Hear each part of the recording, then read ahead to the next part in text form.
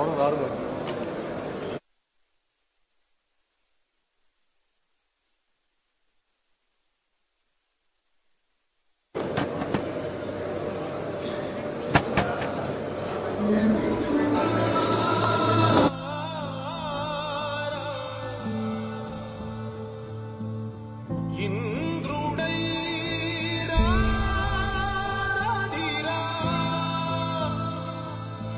ఏనాడు నీ పరిపాలన మాకు వరం, నీ వల్లే ఈ రాష్ట్రపు సంక్షేమం సత్యం నిత్యం సఫలం.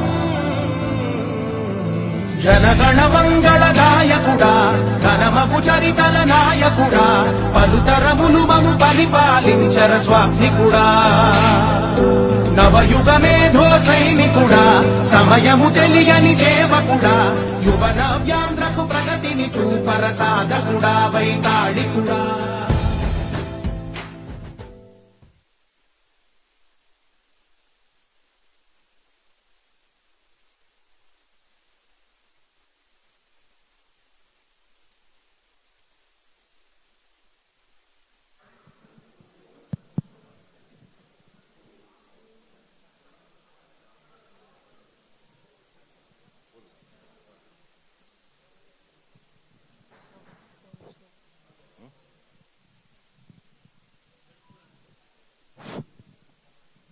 జోహార్ ఎన్టీఆర్, జోహార్ ఎన్టీఆర్, జోహార్ ఎన్టీఆర్.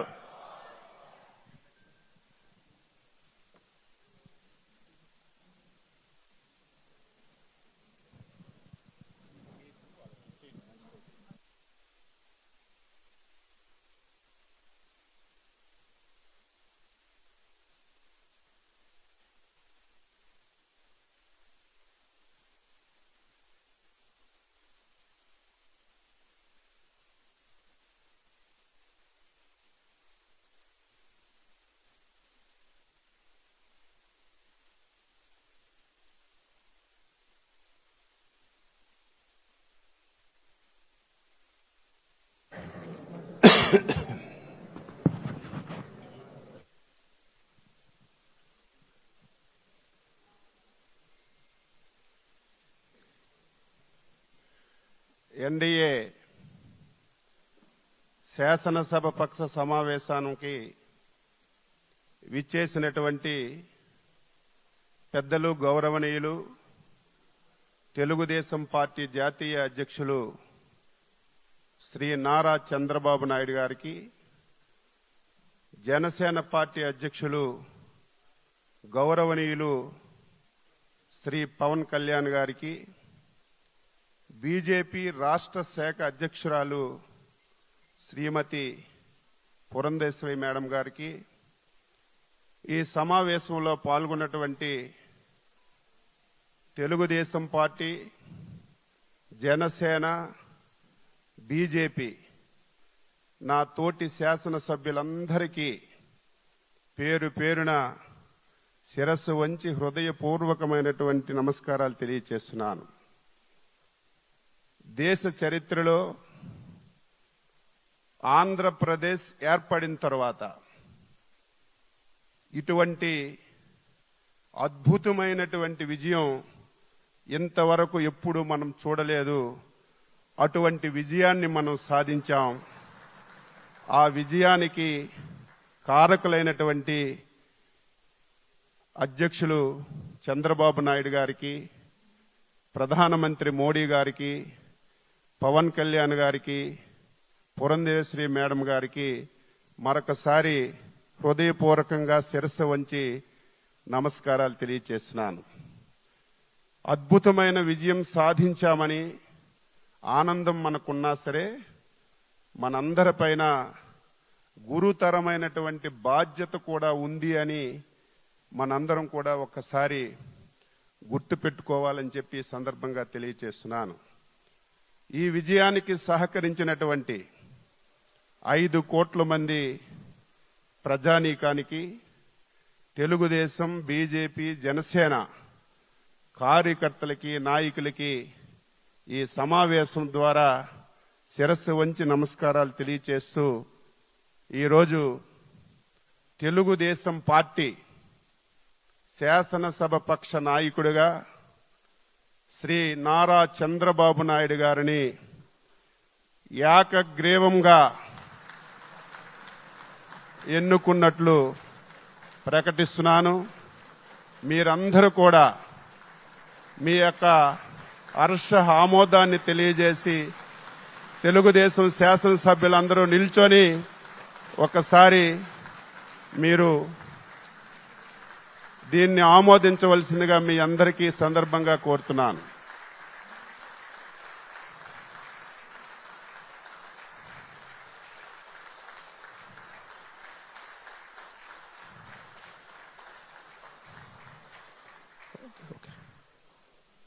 ఇప్పుడు జనసేన అధ్యక్షులు ప్రతిపాదించిన తర్వాత అంటే అండి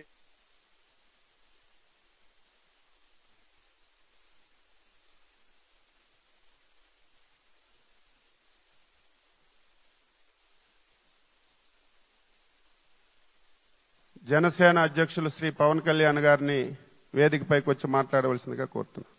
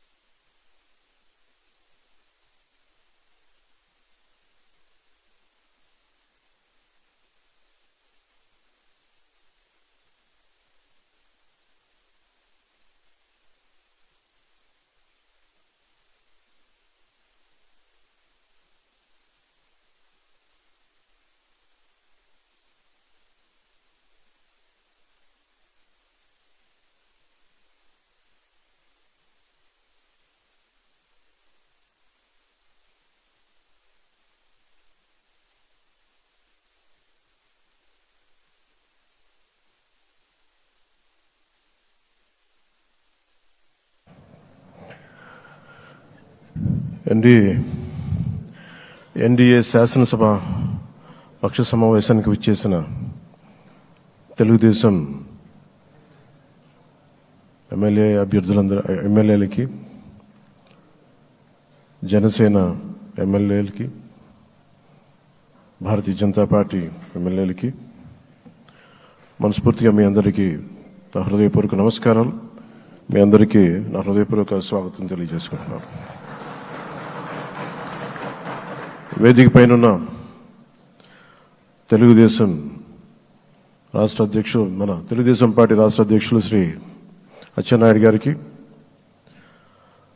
భారతీయ జనతా పార్టీ అధ్యక్షురాలు శ్రీమతి దగ్గుపాటి పురంధేశ్వర గారికి నా హృదయపూర్వక నమస్కారాలు.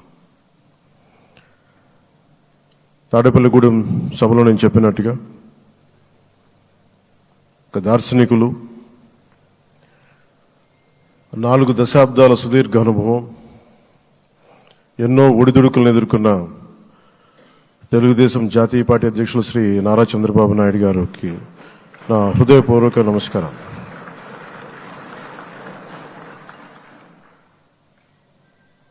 గత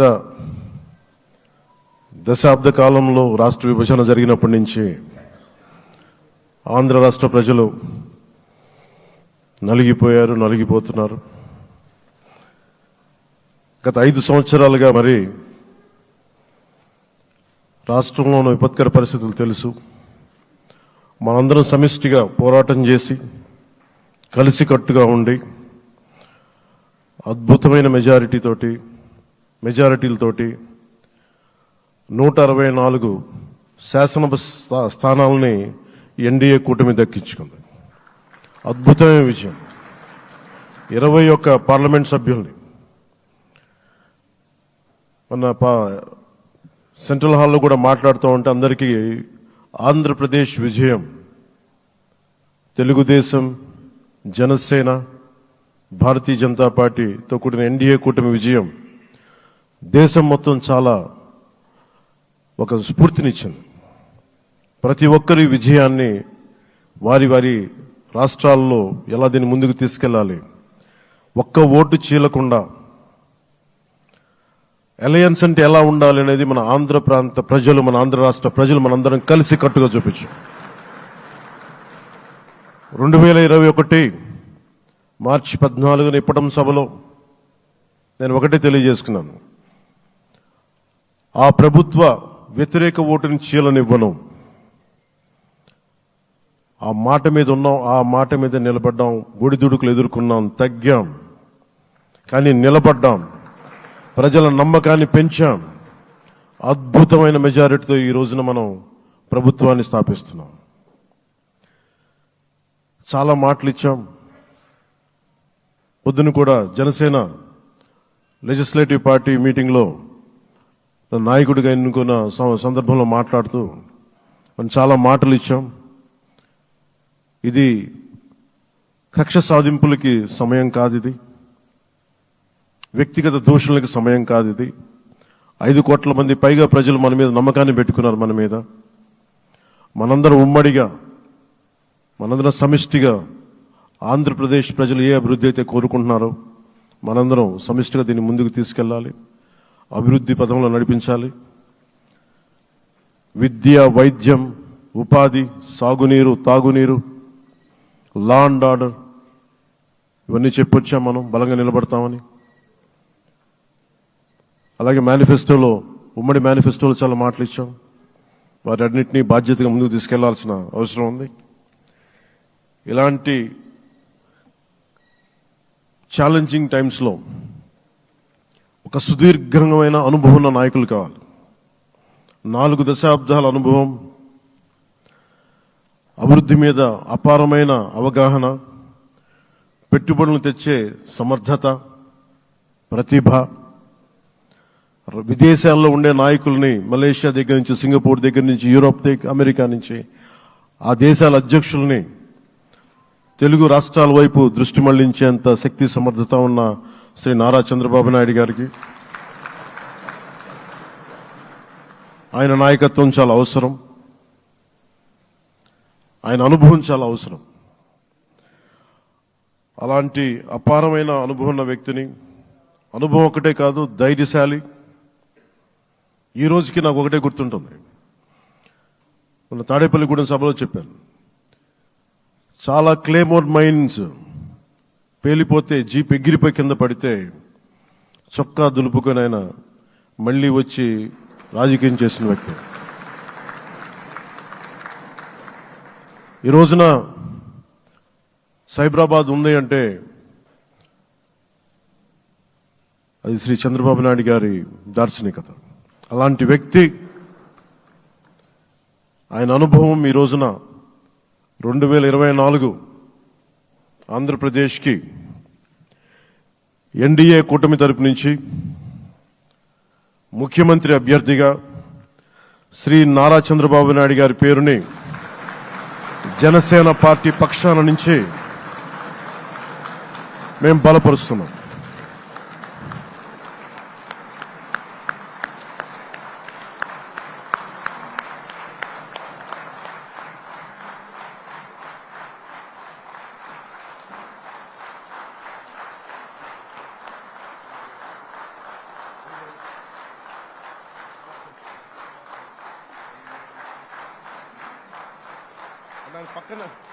ఇది నేను ఆయన పక్కన పెట్టుకుని చెప్పాలి. ఆయన నలిగిపోయారు. జైల్లో చూశాను ఆయన. పాపం భువనేశ్వర్ గారి బాధను చూశాను. నేను అనుకున్నాను, అమ్మ మీరు కన్నీళ్ళు పెట్టకండి, మంచి రోజులు వస్తాయని చెప్పిన మంచి రోజులు వచ్చినాయి. వారికి మనస్ఫూర్తిగా వారికి నా హృదయపూర్వక శుభాకాంక్షలు. మీరు అద్భుతమైన పాలన ఇవ్వాలి అందరికీ మనస్ఫూర్తిగా మీకు నేను తెలియజేసుకున్నాను సార్. సో ఇప్పుడు శ్రీ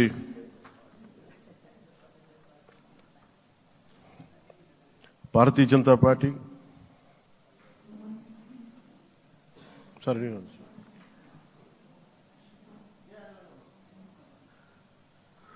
భారతీయ జనతా పార్టీ అధ్యక్షురాలు శ్రీమతి దగ్గుపాటి పురంధేశ్వరి గారిని వారిని వచ్చి వారి మద్దతు వారి సందేశం ఇవ్వమని కోరుకుంటున్నాను.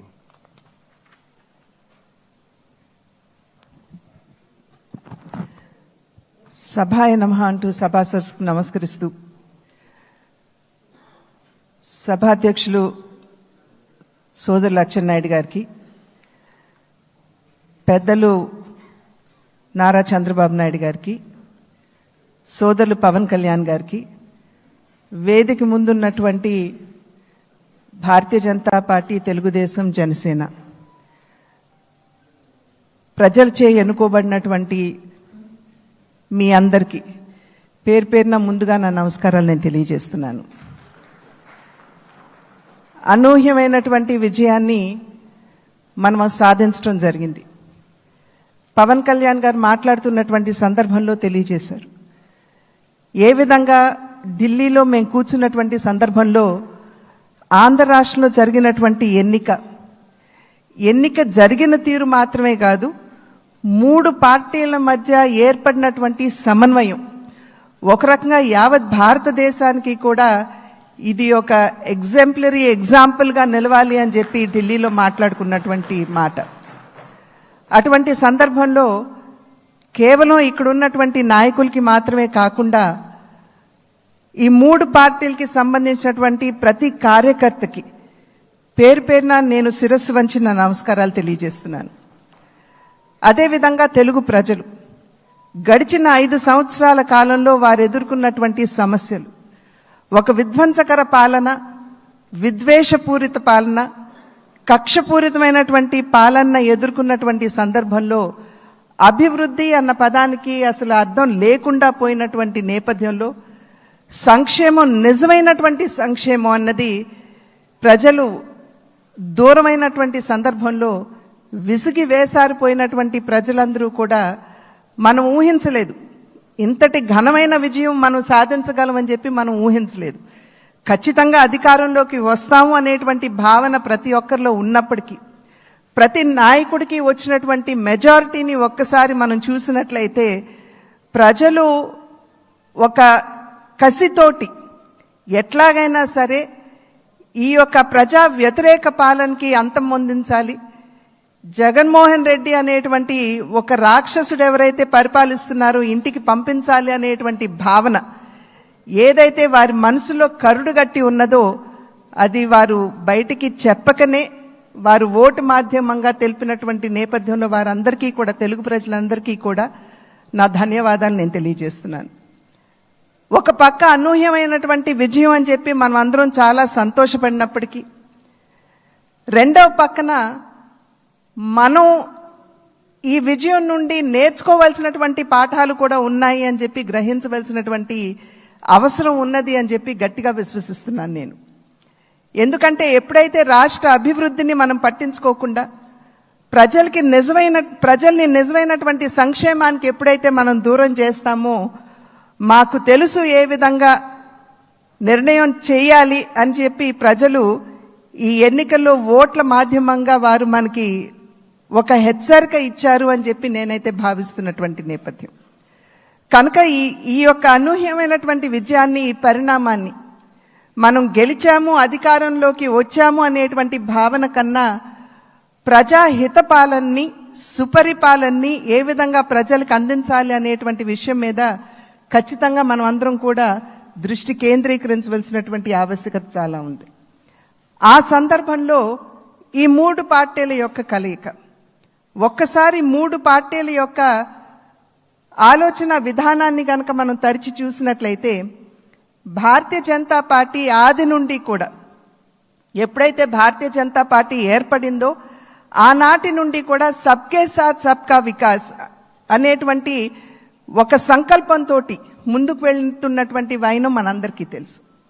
అదేవిధంగా నందమూరి తారక రామారావు గారు తెలుగుదేశం పార్టీని స్థాపిస్తున్నటువంటి సందర్భంలో సమాజమే దేవాలయం, పేదవాడే దేవుడు అనేటువంటి ఒక విశ్వాసంతో ప్రజల మధ్యకు వచ్చినటువంటి నేపథ్యం. అదేవిధంగా జనసేన ఆవిర్భావం చూసినా కూడా సమాజంలో ఎక్కడైనా సరే పేదవాడికి, సాధారణ పౌరుడికి గనక అన్యాయం జరిగినట్లయితే గళం విప్పి ప్రశ్నిస్తాము అంటూ ముందుకు వచ్చినటువంటి నేపథ్యం. కనుక ఈ మూడు పార్టీల యొక్క ఆవిర్భావం, వారి యొక్క ఆలోచన విధానం చూసినట్లయితే ఒకే దిశలో ఒకే రకంగా ఉన్నటువంటి విషయాన్ని మనం గమనించాలి. అంటే సమాజంలో ఉన్నటువంటి సాధారణ పౌరుడికి న్యాయం చేయాలి, పేదవాడికి నిజమైనటువంటి సంక్షేమాన్ని అందించాలి అనేటువంటి లక్ష్యం ఈ మూడు పార్టీలకు ఉన్నటువంటి సందర్భంలో ఈ మూడు పార్టీల యొక్క కలయిక నిజంగా ఒకంత ఆలస్యమైనా కూడా ఇది రాష్ట్రానికి చాలా అవసరమైనటువంటి కలయిక అని చెప్పి నేను భావిస్తున్నాను. మరి నేను అనేక సందర్భాల్లో చెప్తూ ఉంటాను, ఈ మూడు పార్టీల యొక్క కలయిక చూసినప్పుడు ఒక త్రివేణి సంగమాన్ని మనం చూస్తున్నట్టుగా మనం భావించవలసినటువంటి నేపథ్యం. ఒక పక్క చంద్రబాబు నాయుడు గారి స్ఫూర్తి, చంద్రబాబు నాయుడు గారి యుక్తి, రెండవ పక్క నరేంద్ర మోడీ గారి స్ఫూర్తి, అదేవిధంగా పవన్ కళ్యాణ్ గారి శక్తి. ఈ మూడింటి కలయికే ఇవాళ రాష్ట్ర ప్రజల ముందు ఈ యొక్క అలయన్స్ గా, కూటమిగా ముందుకొచ్చినటువంటి విషయాన్ని మనం అందరం కూడా గమనించవలసినటువంటి అవసరం చాలా ఉంది. ఇందాక చెప్పినట్లుగా ప్రజా సంక్షేమ పాలనని, సుపరిపాలనని ఏ విధంగా ప్రజలకు అందించాలి అనేటువంటి విషయం మీద దృష్టి పెడుతూ కక్షపూరితంగా ముందుకు వెళ్లకుండా మనం కూడా మన కార్యకర్తలకి తెలియజేస్తూ వారిని కూడా ఒకంత శాంతింపపరుస్తూ, ఎందుకంటే గడిచిన 5 సంవత్సరాల కాలం వారు ఎదుర్కొన్నటువంటి సమస్యలు ఏదైతే ఉన్నాయో, ఇబ్బందులు ఏవైతే ఉన్నాయో వాటి నేపథ్యంలో ఒకంత అత్యుత్సాహం కావచ్చు ముందుకు వచ్చి మరి ఏ విధంగా మనం ముందుకు వెళ్ళాలి అనేటువంటి అంశం మీద దృష్టి సారిస్తున్నటువంటి సందర్భంలో మనం సంయమనాన్ని పాటించడం మాత్రమే కాకుండా మన కార్యకర్తలు కూడా మనం సమయాన్ని పాటించవలసినటువంటి ఆవశ్యకతని వారందరికీ తెలియజేయవలసినటువంటి బాధ్యత మన మీద ఉన్నది అని చెప్పి తెలియజేస్తూ, ఏదైతే ఇప్పుడు సోదరులు పవన్ కళ్యాణ్ గారు మరి ప్రతిపాదించారో చంద్రబాబు నాయుడు గారిని మన నాయకుడిగా ఎన్నుకోవటం, నేను దాన్ని సమర్థిస్తున్నాను అని చెప్పి తెలియజేస్తూ మీ అందరికీ ధన్యవాదాలు తెలియజేస్తూ చంద్రబాబు నాయుడు గారికి మరి ఒక్కసారి నేను శుభాకాంక్షలు తెలియజేస్తున్నాను. నమస్కారం. జై.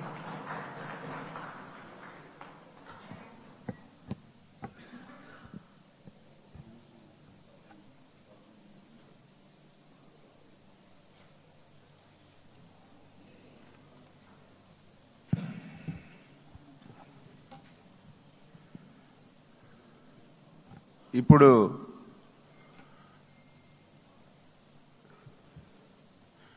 ఎన్డీఏ ముఖ్యమంత్రి అభ్యర్థిగా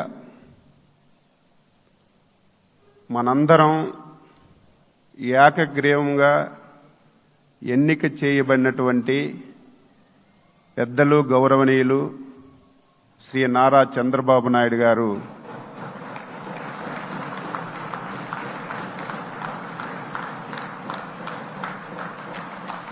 మనందరికీ ధన్యవాదాలు చెప్తూ ప్రసంగించవలసిందిగా కోరుతున్నా.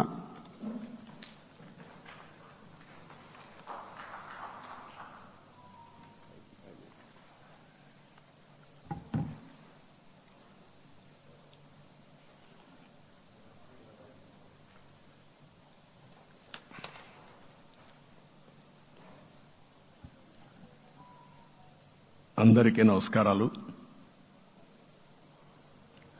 గౌరవనీయులు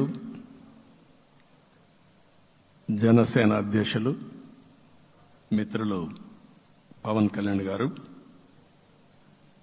అదే సందర్భంలో బీజేపీ రాష్ట్ర పార్టీ అధ్యక్షురాలు పురంధేశ్వరి గారు, గౌరవనీయులు అచ్చెన్నాయుడు గారు, ఈ సమావేశానికి విచ్చేసినటువంటి నూతనంగా ఎంపికైనటువంటి ఎన్డీఏ ఎమ్మెల్యే అభ్యర్థులందరికీ పేరు పేరున మనస్ఫూర్తిగా నమస్కారాలు, అభినందనలు, శుభాభినందనలు. అందరూ కూడా మనస్ఫూర్తిగా కంగ్రాచులేషన్స్. అదే సమయంలో మీరందరూ కలిసి నన్ను శాసనసభ నాయకుడిగా, ఎన్డీఏ శాసనసభ నాయకుడిగా ఎన్నుకున్నందుకు మనస్ఫూర్తిగా అందరికీ నమస్కారాలు తెలియజేస్తున్నా, అభినందనలు తెలియజేస్తున్నా, ధన్యవాదాలు. ఇప్పుడే మిత్రులు మాట్లాడారు. నేను కూడా చాలా ఎన్నికలు చూశాను. ఈసారి రాష్ట్ర చరిత్రలో ఎప్పుడూ ఇవ్వనటువంటి తీర్పు ఇచ్చారు. ఈ తీర్పు మళ్ళీ నిలబెట్టుకునే బాధ్యత మనందరిపైన ఉంటుంది. అయితే రాష్ట్రంలో ఉండే 5 కోట్ల ప్రజలందరికీ శిరస్సు వంచి పాదాభివందనం చేస్తున్నా. ఈ రాష్ట్రాన్ని కాపాడుకోవడానికి మీరు చూపించిన చొరవ కోసం అందరం కూడా ఒకటి క్యాంపెయిన్ చేశాం. ప్రజలు గెలవాలి, రాష్ట్రం నిలబడాలి. ప్రజలు గెలిచారు. రాష్ట్రాన్ని నిలబెట్టే బాధ్యత ఇక్కడుండే శాసనసభ్యులపైన, మనందరిపైన ఉంది. ఈ విషయం మనం గుర్తుపెట్టుకోవాల్సిన అవసరం ఉంది. ఒక అరాచక పాలన, ఒక విధ్వంసకర పాలన.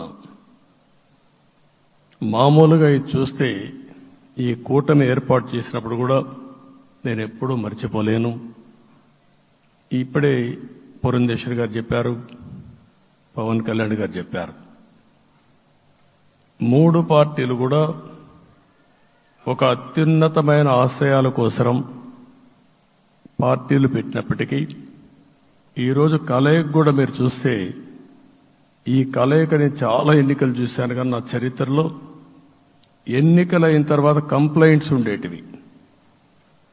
ఇక్కడ పలానోళ్ళు సరిగా పనిచేయలేదు, ఇక్కడ ఈ నాయకులు కోఆపరేట్ చేయలేదని. నేను చూసిన మొట్టమొదటి ఎన్నిక, ఈసారి ఎన్నికల్లో మాత్రం 100% 3 పార్టీల నాయకులు, కార్యకర్తలు సమిష్టిగా పనిచేశారు. దానికి కారణం మనం ఒకసారి అన్వేషిస్తే, ప్రజలు మనోభావాలకు అనుగుణంగా మన కార్యకర్తలు కూడా ప్రవర్తించే పరిస్థితికి వచ్చారు. రాష్ట్రంలో ఉండే ప్రతి ఒక్క కార్యకర్తని, 3 పార్టీల తరపున ఉండే ప్రతి ఒక్క కార్యకర్తని, నాయకుడిని మనస్ఫూర్తిగా అభినందిస్తున్నా, ధన్యవాదాలు తెలియజేస్తున్నా, కృతజ్ఞతలు తెలియజేస్తున్నా. మేము చాలా వేవ్స్ చూసాం. 94లో 1 సైడ్ ఎన్నికలు జరిగాయి. అప్పుడు కూడా ఇన్ని సీట్లు రాలా, ఇన్ని ఓట్లు రాలా.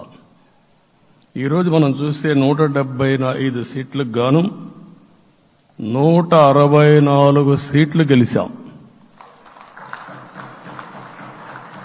అంటే 11 సీట్లే ఓడిపోయాం. అంటే స్ట్రైకింగ్ రేట్ 93%. అంటే మామూలుగా 93% రావడం అనేది దేశ చరిత్రలోనే అరుదైన అనుభవం ఇది. అలాంటి అనుభవం ఇక్కడ చూపించారు. ఓటింగ్ కూడా 57% ఓట్లు వేశారు. మనకు 50% ఓట్లు ఇస్తే ఎక్కువ అనుకుంటాం. అలాంటిది 57% ఆవరేజ్గా ఈ రాష్ట్ర ప్రజానీకం మనల్ని ఆశీర్వదించారంటే మనలో ఎంత బాధ్యత పెరిగిందో మనం ఒక్కసారి గుర్తుపెట్టుకోవాల్సిన అవసరం ఉంది. జిల్లాల వారిగా, పార్లమెంట్ల వారిగా విశ్లేషిస్తే శ్రీకాకుళం క్లీన్ స్వీప్, 7కు 7 గెలిచాం. విజయనగరం అన్నీ గెలిచాం. అరకు 2-3 ఎన్నికల్లో మనం గెలవకుండా ఈసారి ఎన్డీఏ అభ్యర్థులు చూస్తే 7కు 5 గెలిచాం. మన దురదృష్టం పార్లమెంటు పోయింది. అక్కడి నుంచి వైజాగ్ 7కు 7 గెలిచాం. అనకాపల్లి 7కు 7 గెలిచాం. దెన్ తూర్పుగోదావరి, కాకినాడ, అమలాపురం, రాజమండ్రి, నరసాపురం, పక్కన వస్తే ఏలూరు, మచిలీపట్నం, కృష్ణా, గుంటూరు, నరసరావుపేట, బాపట్ల అన్స్టాపబుల్ 7కు 7 గెలిచాం. అక్కడి నుంచి నెల్లూరు ఒక్క ఒంగోలులో బ్రేక్ పడింది, ఒక 2 సీట్లు పోయినాయి.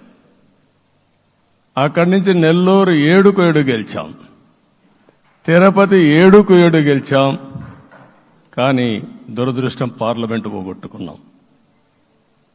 చిత్తూరు ఎప్పుడూ ఇన్ని సీట్లు గెలవాలి, 7కు 7 గెలిచాం. అక్కడి నుంచి రాజంపేటలో 7కు 4 గెలిచాం, 3 సీట్లు పోగొట్టుకున్నాం, పార్లమెంటు పోయింది. అక్కడి నుంచి మీరు చూస్తే చరిత్రలో ఎప్పుడూ గెలవని విధంగా కడపలో 7కు 5 గెలిచాం మనం. ఆ తర్వాత అనంతపురకు వస్తే క్లీన్ స్వీప్ 7కు 7 గెలిచాం, హిందూపూర్లో 7కు 7 గెలిచాం, నంద్యాల ఎప్పుడూ ఊహించని విధంగా 7కు 7 గెలిచాం. ఆ తర్వాత కర్నూలుకు వస్తే 7కు 5 గెలిచాం. నేను ఈ 11 మందిని కూడా అదే మారిగా జనసేన మిత్రులు పవన్ కళ్యాణ్ గారు 21 సీట్లు తీసుకొని 21 గెలిచాడు.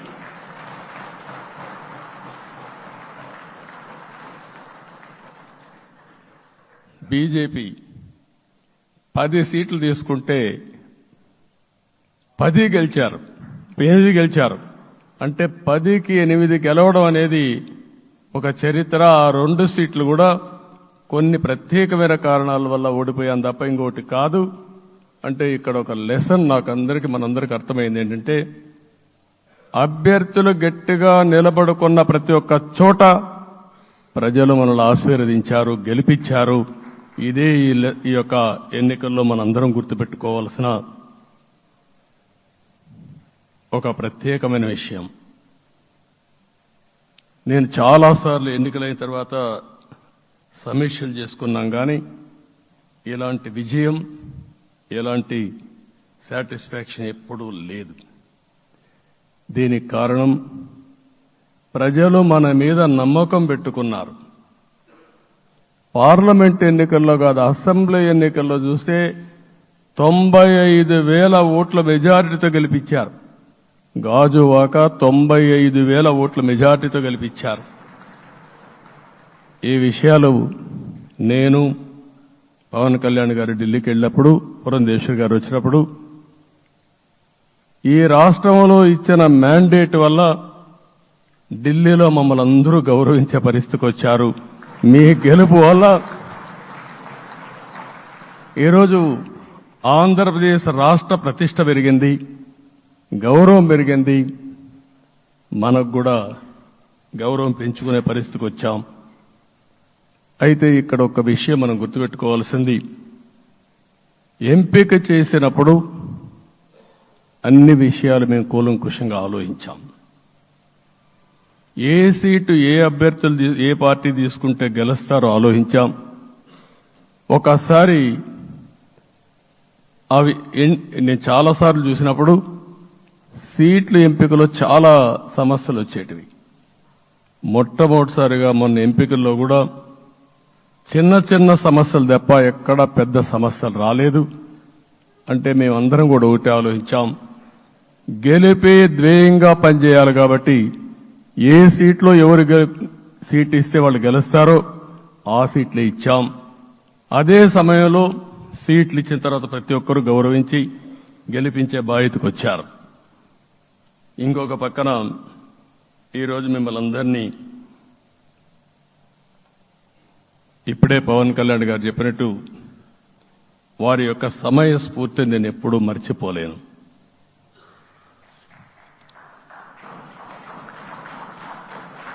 మొట్టమొదటిసారిగా నేను జైల్లో ఉన్నప్పుడు వచ్చాడు. వచ్చినప్పుడు నన్ను పరామర్శించాడు. బయట వచ్చి ఈ రాష్ట్రం అంత మునుపు చెప్పినా అంత మునుపు అనేక సందర్భాల్లో ప్రభుత్వ వ్యతిరేక ఓటు చీలకూడదని చెప్పారు. కానీ నన్ను చూసి బయటికి వెళ్ళిన తర్వాత ఈరోజు తెలుగుదేశం జనసేన పొత్తు పెట్టుకుంటున్నామని చెప్పిన మొదటి వ్యక్తి పవన్ కళ్యాణ్ గారు. అప్పటికే బీజేపీతో పొత్తుంది.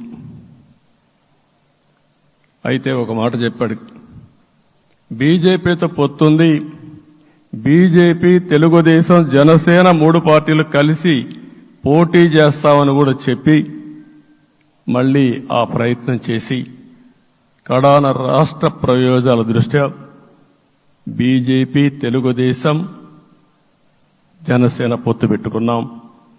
మనస్ఫూర్తిగా ఆయన అభినందిస్తున్నా. ఆ రోజటి నుంచి ఎలాంటి పొరపక్షాలు లేకుండా కలిసి పనిచేశారు. మాకు కొన్ని అనుమానాలు ఉండేటివి. ఓటు ట్రాన్స్ఫర్ అవుతుందా లేదా, ఓటు ట్రాన్స్ఫర్ కాకపోతే ఎక్కడన్నా సీట్లు నష్టపోతామని. అందుకే మీరు ఒకసారి చూస్తే ఎన్నికలు మొత్తం సెట్ అయింది, నామినేషన్స్ వేసాం, ముందుకెళ్ళాం. అదే సమయంలో మొట్టమొదటిసారిగా కొవ్వూరులో 3 పార్టీల నాయకులు కలిసి, నేను, పవన్ కళ్యాణ్ గారు, పురంధేశ్వరి గారు, ముగ్గురం కలిసి ఫస్ట్ మీటింగ్ అడ్రస్ చేశాం. అక్కడి నుంచి 6 జిల్లాల్లో మేమిద్దరం కలిసి తిరిగాం. బీజేపీ నాయకులు కలిసి వచ్చారు. ఆ తర్వాత మొట్టమొదటిసారిగా అమిత్ షా గారు ఏదైతే అనంతపూర్లో ధర్మవరం కాన్స్టిట్యున్సీకి వచ్చారు. నేను మొన్న నేషనల్ మీటింగ్లో కూడా చెప్పాను. ఆయన వచ్చినప్పుడు చాలా స్పష్టంగా ఎందుకు మేము పొత్తు పెట్టుకున్నామనే విషయాలు చెప్తూ ఈ ప్రభుత్వ అవినీతిని ఎండగట్టారు, సూటిగా మాట్లాడారు. ఆ ఒక్క మీటింగ్తో రాష్ట్రం మొత్తం ఒక నమ్మకం వచ్చింది. బీజేపీ కూడా పూర్తిగా ఈ కూటమిని సపోర్ట్ చేస్తున్నారనే కాకుండా ఈ రాష్ట్రానికి ఏ అవసరం ఉందో చెప్పగలిగారు. అది అయిన తర్వాత ప్రధానమంత్రి గారు వచ్చారు. మొట్టమొదటి మీటింగ్ మీరు చూస్తే ఇక్కడనే రాజమండ్రిలో పెట్టారు. రాజమండ్రిలో స్పష్టత ఇచ్చారు, దేని అనకాపల్లిలో స్పష్టత ఇచ్చారు. తర్వాత రాజంపేటలో మాట్లాడుతూ చాలా క్లియర్గా చెప్పారు. ఇదే విజయవాడకు వచ్చినప్పుడు రోడ్ షో పెడితే నా జీవితంలో ఎప్పుడూ చూడలేదు, ప్రధానమంత్రి గారు కూడా అదే చెప్పారు, బ్రహ్మాండమైన రోడ్ షో విజయవాడలో జరిగిందని ప్రధానమంత్రి గారు కూడా అభినందించే పరిస్థితికి వచ్చారు. ఇవన్నీ కలయికే మన విజయం. ఈ విషయం మనం గుర్తుపెట్టుకోవాల్సిన అవసరం ఉంది. మీరు కష్టపడ్డారు. నేను చాలా ఎన్నికల్లో చూశాను. అందరూ అభ్యర్థులు కూడా ఈ ఎన్నికల్లో కష్టపడిన విధానం కానీ ఇంత కష్టం నేను ఎప్పుడూ చూడలేదు. ఒక్క మాటలో చెప్పాలంటే ప్రతి ఒక్కరూ మనసు పెట్టి పనిచేశారు. అందుకే ఈ గెలుపు వచ్చిందని చెప్పి కూడా నేను మీకు తెలియజేస్తున్నా. మీ అందరి సహకారంతో రేపు ప్రమాణ స్వీకారం చేస్తున్నాను. దానికి మీ అందరికీ ధన్యవాదాలు. రేపు ప్రమాణ స్వీకారానికి నరేంద్ర మోడీ గారు ప్రధానమంత్రిగా వారు వస్తున్నారు. అదే మరిగా ఎన్డీఏ నాయకులు వస్తున్నారు. ఇది ఒక అరుదైన అనుభవం. అంటే నేను 4వసారి ముఖ్యమంత్రిగా ప్రమాణ స్వీకారం చేస్తున్నాను కానీ ఈసారి దీనికి ఉండే ప్రాధాన్యత, ప్రజలు మన మీద పెట్టుకున్న నమ్మకం, నష్టపోయారు, ఇబ్బందులు పడ్డారు, మన మీద హోప్ పెట్టుకున్నారు. తిరిగి నేను ఒక్కడినే చేసే కార్యక్రమం కాదు. అందరం సమిష్టిగా మళ్లీ ప్రజలకు రుణం తీర్చుకునే సమయం ఆసన్నమైంది. దానికి ఈ రాష్ట్రానికి పూర్తిగా కేంద్ర సహకారం అవసరం. నిన్న పోయినప్పుడు కూడా నేను చాలా స్పష్టంగా కేంద్ర నాయకత్వాన్ని కోరాను. అటు అమిత్ షా గారిని, అదే మరి ప్రధానమంత్రి గారిని అందరినీ కోరాం. పూర్తిగా సహకరిస్తామని వారు హామీ ఇచ్చారు. దానికి మనందరి తరపున కేంద్రంలో ఉండే ప్రధానమంత్రి నరేంద్ర మోడీ గారిని, అదే మరిగా అమిత్ షా గారిని, కేంద్ర నాయకత్వాన్ని, అదే మరిగా బీజేపీ దేశ అధ్యక్షుడైనటువంటి నేషనల్ ప్రెసిడెంట్ గారి నడ్డా గారిని మనస్ఫూర్తిగా అభినందిస్తున్నానని చెప్పి కూడా నేను మీకు తెలియజేస్తున్నాను. ఈరోజు 40 సంవత్సరాలుగా రాజకీయాల్లో ఉన్నాను. నేను ఎప్పుడు కూడా రాగద్వేషాలకు అతీతంగా రాజ్యాంగంలో ఏదైతే మనం ప్రమాణం చేస్తామో రాజ్యాంగాన్ని అనుసరించి అదే విధంగా పనిచేశాను. మళ్ళీ ఈరోజు మీ అందరికీ హామీ ఇస్తున్నా. నాకు అలవాటు ప్రజల కోసం కష్టపడడం, అవిశ్రాంతంగా పనిచేయడం, పోరాటాలు మాత్రమే నాకు తెలుసు. ప్రజాహితం మాత్రం తెలుసు. తప్పకుండా దాన్ని నిలబెట్టుకుంటా. ఇన్ని దశాబ్దాలుగా కూడా ప్రతి అడుగు కూడా మీరు ఒకసారి చూస్తే ప్రతి ఆలోచన, తపన అన్నీ కూడా ప్రజల కోసమే చేశాం. ఈరోజు మనకిచ్చింది ప్రజల అధికారం కాదు. ఇది ఒక పవిత్రమైన అత్యున్నతమైన బాధ్యత మనకు అప్పచెప్పారు. ఈ విషయం అనుక్షణం ప్రతి ఒక్కరూ మనం గుర్తుపెట్టుకోవాల్సిన అవసరం ఉంది. నేను 14 సంవత్సరాలు దగ్గర ముఖ్యమంత్రిగా ఉన్నాను. 15 సంవత్సరాలు ప్రతిపక్ష నాయకుడిగా పనిచేశాను. ఎన్నో సవాళ్లు చూశాను, ఎన్నో సంక్షోభాలు చూశాను. ప్రతి ఒక్క సంక్షోభాన్ని ఒక అవకాశంగా మలుచుకుని ముందుకు పోయాం. ఈరోజు కూడా మీకు అందరికీ ఈరోజు రాష్ట్రంలో మనం చూస్తే చాలా సమస్యలున్నాయి. నా అనుభవాన్ని మొత్తం తీసుకుని పూర్తిగా మీ అందరి సహకారంతో, మిత్రులు పవన్ కళ్యాణ్ గారి సహకారంతో పేద ప్రజల జీవితాలను మార్చడానికి నిత్యం ఆలోచిద్దాం. అది చేసి మన నిజాయితీని, మన కృతజ్ఞతని ప్రజలకు తెలియజేద్దాం. అందుకని ఇంకొక పక్క మీరు ఆలోచిస్తే రాష్ట్రం పూర్తిగా శిథిలమైపోయింది. దెబ్బతినని వర్గం అంటూ లేదు. అందుకనే ఓసారి ఆశ్చర్యం కూడా వేస్తుంది. ఈ రాష్ట్రం నుంచి కూలి పనుల కోసం వేరే రాష్ట్రాలకు వెళ్లిన వ్యక్తులు సొంత డబ్బులు పెట్టుకుని వాళ్ళ యొక్క ఫుడ్ కూడా పాకెట్స్ తయారు చేసుకుని వచ్చి ఓటేసి మళ్లీ వెళ్లారు. ఇది ఊహించని పరిణామం. ఇక్కడుండేవాడు ఓటేయడం ఒక ఎత్తైతే, పేదవాడు చిన్న చిన్న పనులు చేసుకునేవాడు కూడా వచ్చి ఓటేశారు. ఎక్కడో అమెరికా, ఆస్ట్రేలియా, ఆఫ్రికా విదేశాల్లో ఉండే ఎన్ఆర్ఐస్ అయితే లక్షల రూపాయలు ఖర్చు పెట్టుకొని వచ్చి పనిచేశారు. లక్షల రూపాయలు ఖర్చు పెట్టుకొని వచ్చి మనకు ఓటేశారు.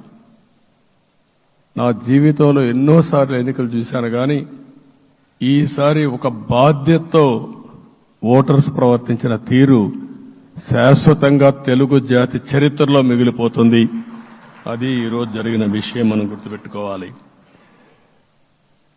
మనందరం ఒకటే గుర్తుపెట్టుకోవాల్సిన అవసరం ఉంది. ఏ అహంకారంతో విర్రవీగిపోయారో ఆ అహంకారం కూలిపోయింది. ఎన్నోసార్లు మనం చెప్పాం, ఏ వ్యక్తికి పదవొస్తే వినయం కూడా అవసరం. పదవొచ్చిందని విర్రవీగిపోయి రేపనేది లేకుండా ఉంటుందనుకుంటే మాత్రం ఇదే జరిగే పరిస్థితి వస్తుంది. అయితే మీ అందరిని నేను కోరేది ఒకటే, ఇవన్నీ ఒక కేస్ స్టడీగా మీరందరం స్టడీ చేసుకోవాల్సిన అవసరం ఉంది. ప్రజలు బూతులు మాట్లాడే నేతల్ని, అరాచక శక్తుల్ని, అవినీతి పరుల్ని చూశారు. పాలకులంటే ఎలా ఉండాలో చూశారు. ఈ 5 సంవత్సరాల్లో పాలకుడు ఎలాంటి వాడు వచ్చి అర్హత లేని వ్యక్తి ఏ విధంగా ఉన్నాడో చూశారంటే ఈరోజు ఇచ్చిన తీర్పు, ఈ 5 ఏళ్లు పరిపాలించినటువంటి వ్యక్తి యొక్క ప్రవర్తన చూసిన తర్వాత ఇలాంటి వ్యక్తి పాలనకు పనికిరాడనే ఉద్దేశంతో ఓట్లు చేసే పరిస్థితికి వచ్చారు. ఇది నా ఉద్దేశ ప్రకారం ఒక కేస్ స్టడీ అవుతుంది మనందరం కానీ జాగ్రత్తగా ఆలోచిస్తే. కానీ మనం కూడా అదే విధంగా కక్ష తీర్చుకోవాలి అని కానీ మనం ముందుకు పోతే మనకు కూడా సమస్య వస్తుంది. అదే సమయంలో ఒకటే చెప్తున్నా, తప్పు చేసిన వాడిని క్షమించి పూర్తిగా వదిలిపెడితే కూడా మళ్ళా అలవాటుగా మారుతుంది. తప్పు చేసిన వాళ్లకు శిక్ష పడవలసిన అవసరం ఉంది, చట్టపరంగా శిక్షించాల్సిన అవసరం ఉంది. అదే సమయంలో విధ్వంస రాజకీయాలు, కక్షా రాజకీయాలు కాకుండా ఇవన్నిటిని ప్రక్షాళన చేయాల్సిన అవసరం ఉందని చెప్పి కూడా నేను మీకు తెలియజేస్తున్నా. ఇంకొక పక్క 5 ఏళ్లలో ఎన్నో సంవత్సరాలు చూశాను కానీ కార్యకర్తలపైన దాడులు, హింసా రాజకీయాలు, అక్రమ కేసులు, వేధింపులు, కడాన సోషల్ యాక్టివిస్టులు కూడా ఇష్టానుసారంగా కేసులు పెట్టి హెరాస్ చేస్తే నిద్రపోకుండా వాళ్ళు కాపాడుకున్నాం. ఇంకొక పక్కన అన్ని పార్టీలకు 3 పార్టీలకు అనుభవం ఉంది. ఈరోజు మీరు చూస్తే ప్రాణాలు తీస్తూ అరాచకంగా ప్రవర్తిస్తూ తెలుగుదేశం పార్టీలో ఒక ఉదాహరణ చూసినప్పుడు అన్ని పార్టీలకు వర్తిస్తుంది. ఏదైతే మన పార్టీకి వ్యతిరేకంగా నేను ఆ పేర్లు చెప్పకూడదు కాబట్టి చెప్పలేదు కానీ స్లోగన్ ఏమంటే కడాన మెడ మీద కత్తున్న జై తెలుగుదేశం అంటూ ప్రాణాలు వదిలిపెట్టే పరిస్థితికి వచ్చారు. ఇది ఊహించని పరిణామాలు ఇవన్నీ. ఇప్పుడు కూడా కళ్ల ముందర తిరిగే పరిస్థితి వస్తుంది. అందుకే ఈరోజు మనందరం కూడా ఇవన్నీ గుర్తుపెట్టుకొని, నాకు జరిగిన అవమానాలు చూశారు. నేను అందుకే మా కుటుంబానికి జరిగిన అవమానంతో నేను కూడా భరించలేక బయట వచ్చినప్పుడు ఒకటే శపథం చేసి వచ్చాను. ఆ శపథం ఇది గౌరవ సభ కాదు, ఇది కౌరవ సభ. ప్రజాక్షేత్రంలో గెలిచి మళ్లీ ఈ సభను గౌరవ సభగా చేసి అడుగు పెడతానని చెప్పి శపథం చేసి బయట వచ్చాను. ఓసారి ఇవన్నీ చరిత్ర. ఆ శపథాన్ని ప్రజలు గౌరవించారు. గౌరవించిన ప్రజల్ని నిలబెట్టే బాధ్యత మనందరిపైన ఉంది. సభను కూడా ఎన్నోసార్లు పవన్ కళ్యాణ్ గారు చెప్పారు, భవిష్యత్తులో ఆంధ్రప్రదేశ్ శాసనసభని ఒక గౌరవ సభగా చేసి ప్రజా సమస్యల్ని చర్చిస్తామని చాలా స్పష్టంగా చెప్పారు. అలాంటి బ్రహ్మాండమైన వాతావరణం క్రియేట్ అవుతుంది. దానికి ఒక శాసనసభాపక్ష నాయకుడిగా నేను హామీ ఇస్తున్నా. మళ్లీ ఈ సభను గౌరవ సభగా, ఈరోజు మన పరిపాలన ప్రజా పరిపాలన, ప్రజా ప్రభుత్వంగా మనం ముందుకు పోవాల్సిన అవసరం ఉంది. ముందుకు పోతామని చెప్పి కూడా నేను మీకు తెలియజేస్తున్నా. ఇంకా కిందికి డెప్త్కి వెళ్తే గవర్నమెంట్లో ఏముందో ఇప్పటికి తెలియదు, ఎంత అప్పు ఉందో తెలియదు, ఎక్కడెక్కడ తెచ్చారో తెలియదు. ఇవన్నీ కూడా డెప్త్కి వెళ్ళినప్పుడు ఎన్ని లక్షల కోట్ల అప్పు ఉంది, ఏదేది తాకట్టు పెట్టారు, ఆర్థిక వ్యవస్థ ఏ విధంగా చిన్నాభిన్నం అయిపోయింది, ఇవన్నీ కూడా అధ్యయనం చేసుకోవాల్సిన అవసరం ఉంది. ఇరిగేషన్ రంగాన్ని పూర్తిగా నిర్వీర్యం చేశారు.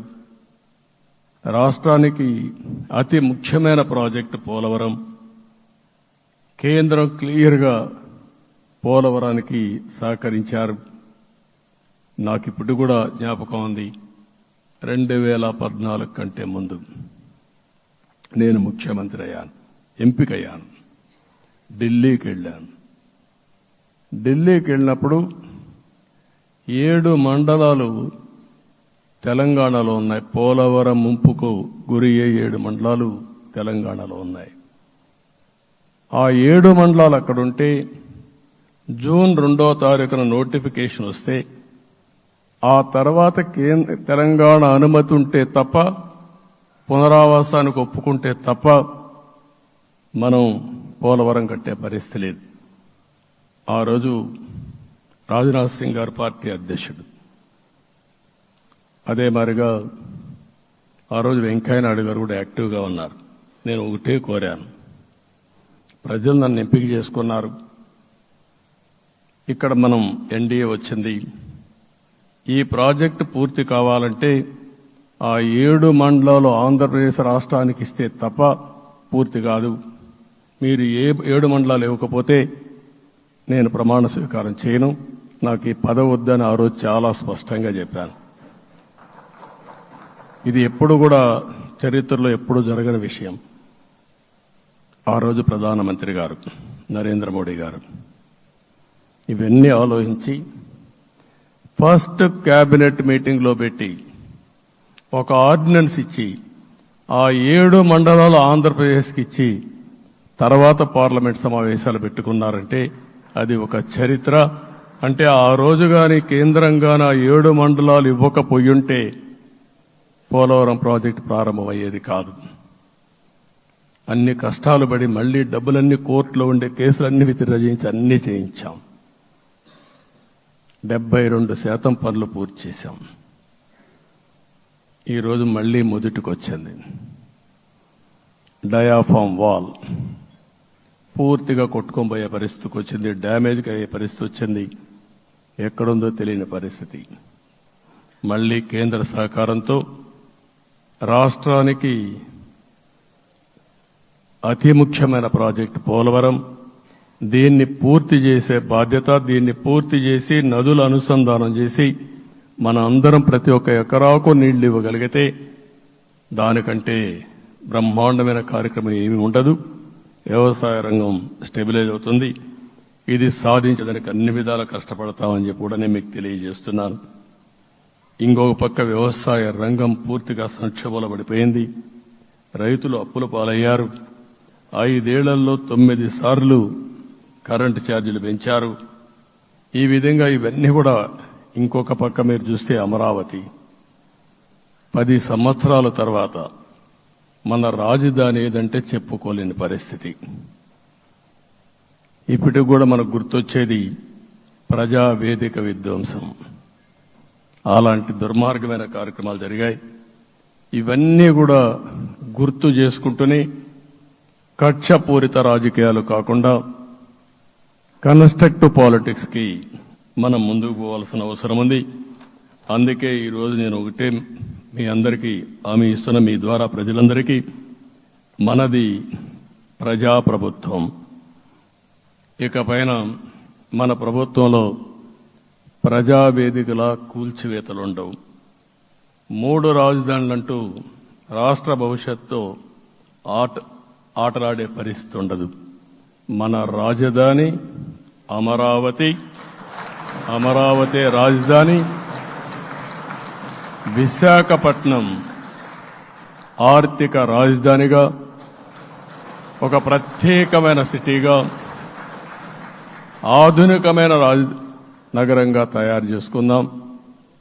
దాన్ని ఎప్పుడు కూడా నేను కంబైన్డ్ ఆంధ్రప్రదేశ్ కూడా గుర్తుపెట్టుకున్నాను. విశాఖపట్నం అటు జనసేనకు, తెలుగుదేశానికి, బీజేపీకి ముగ్గురు కూడా చాలా ముఖ్యమైన నగరం ఇది. ఎందుకు నేను ఈ మాట అంటున్నానంటే, లాస్ట్ ఎలక్షన్లో 2014లో హరిబాబు అక్కడ ఎంపీగా గెలిచారు.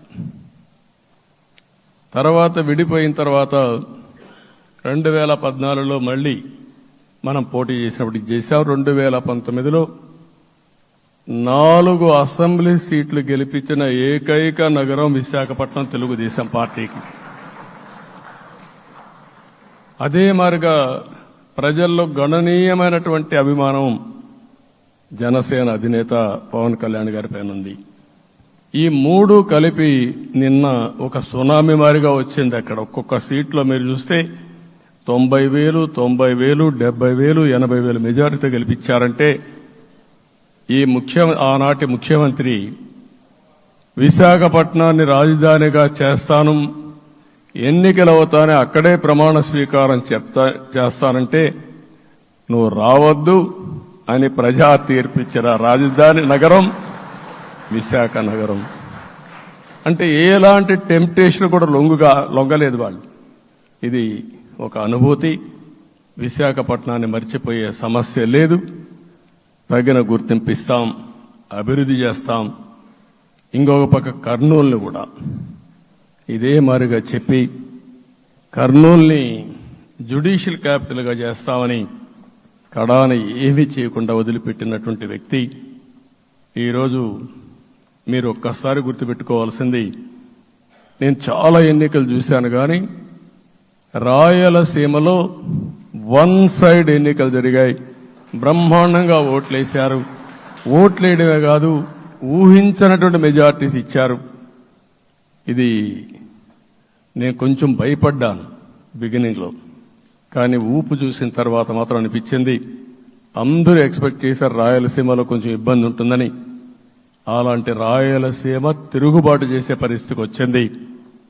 దానికి కూడా మనందరి మీద బాధ్యత ఉంది. కర్నూలుని అన్ని విధాలా అభివృద్ధి చేసే బాధ్యత Telugu Desam party, Janasena, BJP, NDA కూటమి తీసుకుంటామని కూడా హామీ ఇస్తున్నాను. ఈ 3 సిటీలే కాకుండా మొత్తం అన్ని జిల్లాల్ని సమభావంతో ఆలోచించి మనం ముందుకెళ్దాం. ఇంకొక పక్క మనలో ఏ కోశాన కూడా అహంకారం ఉండకూడదు, అరాచకం అనేది ఎక్కడా కనిపించకూడదు. ఈ రాష్ట్రంలో అశాంతికి చోటు అనేది లేకుండా ముందుకు పోవాల్సిన అవసరం ఉంది.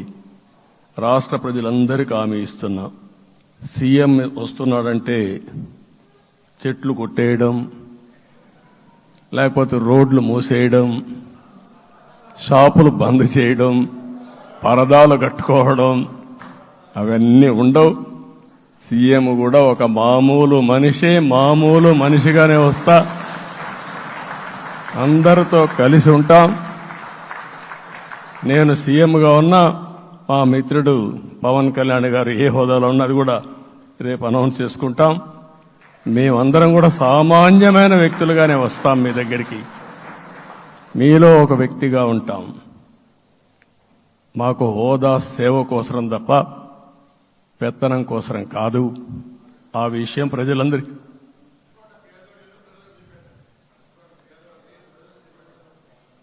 అవన్నీ చేస్తాం. ఇంకొక పక్కన నిన్న మొన్న నేను వస్తానంటా ఉంటే వాళ్ళకు కూడా తెలుసు కాబట్టి ఎన్డీఏ అభ్యర్థిగా అంటే శాసనసభ నాయకుడిగా ఎన్నుకుంటారనే ఉద్దేశంతో, ముఖ్యమంత్రి అవుతాను ఉద్దేశంతో రోడ్లన్నీ కూడా నిలిపేస్తాను. నేను ఒకటే చెప్పాను, మేము వచ్చినప్పుడు ఒక్క నిమిషం ఒక సిగ్నల్కి ఇంకొక సిగ్నల్కి కొద్దిగా గ్యాప్ పెట్టుకోండి. అవసరమైతే ఒక 5 నిమిషాలు లేట్ అయినా మాకు పర్వాలేదు, కానీ ప్రజలు ఎవ్వరికీ ఇన్కన్వీనియన్స్ కలగకూడదని చాలా స్పష్టంగా ఆదేశాలు ఇచ్చాం. కాబట్టి అవన్నీ మనం చేద్దాం. ఇంకొక పక్కన దాడులు చేసి బాధితులపైనే కేసులు పెట్టే పరిస్థితి ఉండదు ఈ రోజు నుంచి. అది కూడా మనం చూసాం. ఏ ఒక్కరి ఆత్మగౌరవానికి భంగం కలగదు. ఒక పాజిటివ్ గవర్నెన్స్ అన్ని చోట్ల కనపడుస్తుంది. ప్రజాహితం కోసమే పనిచేస్తాం. ప్రతి నిర్ణయం, ప్రతి అడుగు ప్రజల కోసమే ఉంటుంది. స్టేట్ ఫస్ట్ అనే నినాదంతో ముందుకు పోతాం. ఈరోజు మేము ముగ్గురం కూడా ఢిల్లీలో వెళ్ళినప్పుడు కూడా మా ఆలోచన ఈ రాష్ట్రం ముందుండాలనే ఉద్దేశంతోనే ముందుకు పోయాం. అదే సమయంలో ఈరోజు మన రాష్ట్రానికి కూడా సముచితమైన గౌరవం. 3 మంత్రులు కేంద్రంలో మన వాళ్ళు ఉండే పరిస్థితికి వచ్చారు. ఒక పక్కన రామ్మోహన్ నాయుడు శ్రీకాకుళం ఎంపీ, ఆయన కేంద్రంలో మంత్రి పదవి, కేబినెట్ పదవి వచ్చింది. ఇంకొక పక్కన పెంబసాని చంద్రశేఖర్కి స్టేట్ మినిస్టర్గా ఎంఓఎస్ కింద ఇచ్చారు. మూడోది కూడా ఒక సామాన్యమైన కార్యకర్త Srinivasa Varma, Narasapur MP, BJP MP, ఈరోజు కేంద్రంలో మంత్రి స్థానం వచ్చింది. ఓసారి బీజేపీలో కూడా ఇది ఒక ప్రత్యేకత. ఆయన ఎంపీ ఇచ్చినప్పుడు నాకే ఆశ్చర్యం వేసింది. ఒక మామూలు వ్యక్తి ఎంపీ ఇచ్చారు. అప్పుడు ఆలోచించినప్పుడు నేను ఫస్ట్ మీటింగ్ పోతే వచ్చాడు. వచ్చినప్పుడు నేను ఎంక్వైరీ చేస్తే ఆయన స్ట్రాంగ్గా పార్టీ కోసం పనిచేశాడు. ఒక పార్టీ కార్యకర్తను గుర్తించిన పార్టీ భారతీయ జనతా పార్టీ. అది కూడా తెలుగుదేశంలో కూడా చేస్తున్నాం, జనసేనలో కూడా చేస్తున్నాం. వారి యొక్క ప్రత్యేకత. ఈరోజు నిన్న కూడా మనం అందరం చూస్తే మోదీ గారు మొన్నే మీటింగ్ అయినప్పుడు చూశాం, ఆయన స్పీచ్ను కూడా చూశాం. నేను కూడా చాలా స్పష్టంగా చెప్పాను, 10 సంవత్సరాల మోడీ గారి పరిపాలన దేశ ప్రతిష్ట పెంచింది. ప్రపంచంలోనే భారతీయులకు గుర్తింపు వచ్చింది. 11వ స్థానంలో ఉన్న ఆర్థిక వ్యవస్థ ఈరోజు 5వ స్థానానికి తీసుకొచ్చారు. ఇంకొక పక్కన ఎన్డీఏ 3.0 ఈ పరిపాలన 5 ఏళ్లలో 5వ స్థానం నుంచి 3వ ఆర్థిక అతిపెద్ద దేశంగా భారతదేశం ఎమర్జీ కాబోతుంది. ఇది మన దేశానికి గర్వకారణం. ఇంకొక పక్కన ఆయన కల వికసిత్ భారత్ 2047, మనందరి కల వికసిత్ ఆంధ్రప్రదేశ్. ఇది మనందరం ఒక కలగా పెట్టుకొని ముందుకు పోవాల్సిన అవసరం ఉంది. అదే సమయంలో మనందరి ఆలోచన పేదరికం లేని సమాజం, zero poverty nation, zero poverty state, zero poverty నియోజకవర్గం. ఇది ఎన్టీ రామారావు గారి కళ. ఆయన చాలాసార్లు నేను మొన్న కూడా చెప్పాను, ఒకప్పుడు కమ్యూనిజం, క్యాపిటలిజం, సోషలిజం ఇది ఆర్థిక సంస్కరణ రాని ముందు ప్రతి ఒక్కరిని అడిగే విధానం. ఎవరిని అడిగినా మీరు ఏ సైడ్ ఉంటారని అడిగేవాళ్ళు. అలాంటి సమయంలో ఎన్టీ రామారావు గారిని మీరు ఏ ఇజాన్ని నమ్ముతారో చెప్పమంటే నాకు ఈ ఇజాల గురించి తెలియదు, నాకు తెలిసింది ఒకే ఒక ఇజం, అది హ్యూమనిజం అని చెప్పిన ఏకైక నాయకుడు భారతదేశంలో ఎన్టీ రామారావు గారు. ఆయన ఆ రోజు చెప్పింది పేదరికం లేని సమాజాన్ని సృష్టించాలని, పేదవాళ్లే దేవుళ్ళు, సమాజమే దేవాలయం అని చెప్పిన వ్యక్తి. ఆ కళని సాధికారం చేద్దాం. అదే నేను నిన్న చెప్పినప్పుడు కూడా ఈ దేశం అభివృద్ధి కావడంలో ఎలాంటి అనుమానం లేదు. కానీ ఆ అభివృద్ధి ఫలితాలు పేదవాళ్లకు తీసుకుపోవడంలో కాన్షియస్ ప్రజా నిర్ణయాలు తీసుకోవాలి, పబ్లిక్ పాలసీ తీసుకోవాలి. దానికి మన రాష్ట్రం నాంది పలికి కేంద్రానికి కూడా ఒక ఆదర్శంగా మనం నిరూపించుకుందాం. దానికి మీరందరూ కూడా మీ స్థాయిల్లో మీరు చేయాల్సిందిగా నేను కోరుకుంటూ ఈరోజు ప్రజలందరికీ విజ్ఞప్తి చేస్తున్నాం. మీరు ఓట్లేశారు, మమ్మల్ని గెలిపించారు, మీరు గెలిచారు, మీ పని అయిపోలేదు. కానీ మమ్మల్ని అనునిత్యం ఆశీర్వదించుతూ నడిపించే బాధ్యత ప్రజల్ని తీసుకోమని పూర్తిగా కోరుకుంటున్నాం. ప్రజాస్వామ్యంలో ఎప్పుడు కూడా ఓట్లేసి బాధ్యత లేకుండా ఉండేవాళ్ళు, కావాల్సింది అడిగేవాళ్ళు. నిన్న ఎన్నికల్లో చాలా మందిని చూశాను. ఫస్ట్ టైం పోలింగ్ ప్రారంభం అవుతానే అరాకొర వచ్చేవాళ్ళు. పోలింగ్ స్టేషన్లో కూడా మనుషులు ఉండేవాళ్ళు కాదు. కొంతమంది మధ్య తరగతి అబవ్ ఉండేవాళ్ళైతే ఎప్పుడో మధ్యాహ్నం పైన పోదామని ఇంట్లో లీజర్గా పడుకునేవాళ్ళు. మధ్యాహ్నం పైన కూడా ఖాళీగా ఉంటే వచ్చేవాళ్ళు. ఎండలు ఎక్కువ ఉంటే కొంతమంది అవాయిడ్ చేసేవాళ్ళు. అందుకే మొన్న ఎన్నికల్లో మీరు చూస్తే ఫస్ట్ అవర్లో ప్రతి ఒక్క పోలింగ్ స్టేషన్ ఫుల్గా క్యూలు ఉన్నాయి. ఆ క్యూలు కంటిన్యూ అయింది. మీరు చూస్తే రాత్రి 2 గంటల వరకు క్యూలో నిలబడుకొని ఓట్లు వేశారంటే వాళ్ళ బాధ్యత వాళ్ళు నెరవేర్చారు. దానికి మనం అందరం గుర్తుపెట్టుకొని ఏ విధంగా చేయాలనో మనం కూడా చేయాల్సిన అవసరం ఉంది. ప్రజలందరికీ విజ్ఞప్తి చేస్తున్నా, మమ్మల్ని నడిపించండి. ఎక్కడైనా మేము తప్పు చేస్తే చెప్పే విధానం కూడా ఎస్టాబ్లిష్ చేస్తాం. ఎప్పటికప్పుడు ఫీడ్బ్యాక్ ఇవ్వండి. ఫైనల్గా కలిసి సాగుదాం, రాష్ట్రాన్ని పునర్నిర్మాణం చేద్దాం. నా జీవితంలో నేను చాలా చూశానుగా, నాకు ఒకటే కోరిక, భారతదేశం ప్రపంచ దేశాల్లో నెంబర్ 1 దేశంగా తయారు కావాలి. అవుతుంది, దాంట్లో అనుమానం లేదు. 2047కి ప్రపంచంలో భారతదేశం మొదటి స్థానం బాగా పనిచేసుకుంటే, లేకపోతే 2వ స్థానంలో మనం ఉంటాం. అదే సమయంలో ప్రపంచం మొత్తం భారతీయులు నెంబర్ 1 స్థానంలో ఉంటారు. అది నరేంద్ర మోడీ గారి కళ. అది డెఫినెట్గా జయప్రదం అవుతుందని నేను ప్రగాఢంగా విశ్వసిస్తున్నా. ఇందులో నా స్వార్థం కూడా ఉంది. తెలుగు జాతి ప్రపంచంలోనే నెంబర్ 1గా ఉండాలనేది మన కోరిక. ఇప్పటికీ మీరు చూస్తే హైయెస్ట్ పర్ క్యాపిటా ఇన్కమ్ ప్రపంచంలో ఏ దేశంలోకి వెళ్ళా భారతీయులు సంపాదిస్తున్నారు.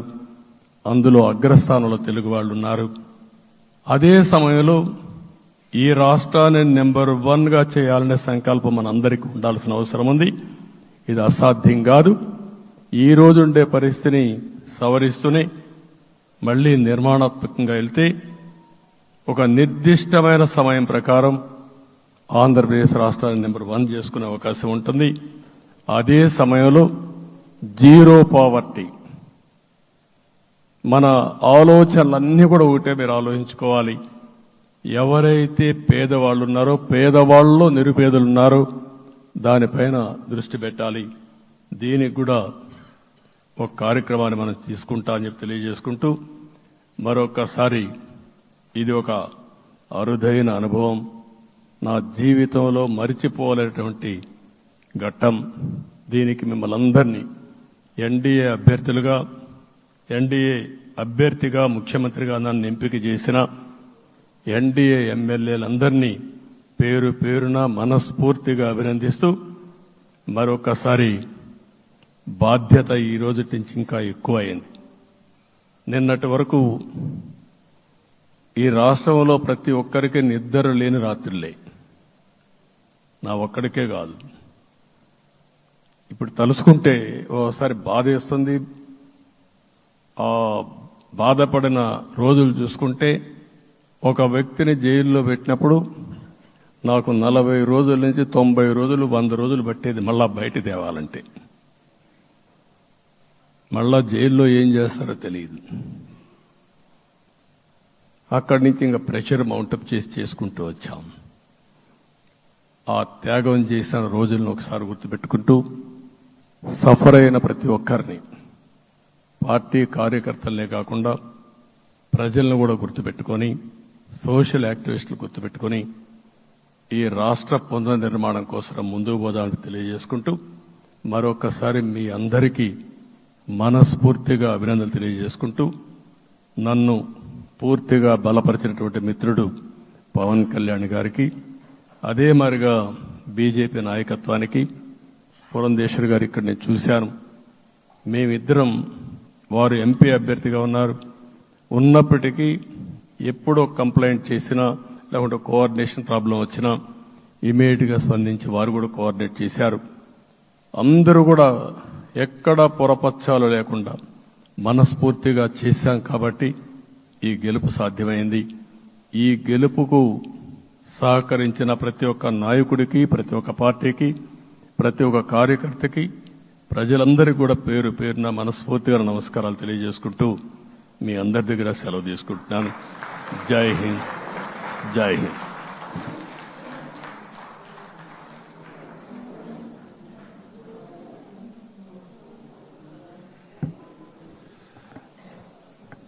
ఎన్డీఏ శాసనసభ పక్షంలో పాల్గొన్నటువంటి పెద్దలు శ్రీ నారా చంద్రబాబు నాయుడు గారికి, జనసేన అధినేత పవన్ కళ్యాణ్ గారికి, బీజేపీ అధ్యక్షురాలు శ్రీమతి పురంధేశ్వర గారికి, తెలుగుదేశం, జనసేన, బీజేపీ శాసనసభ్యులందరికీ కూడా హృదయపూర్వకమైనటువంటి ధన్యవాదాలు తెలియచేస్తూ ఈ సమావేశాన్ని ముగిస్తున్నాం.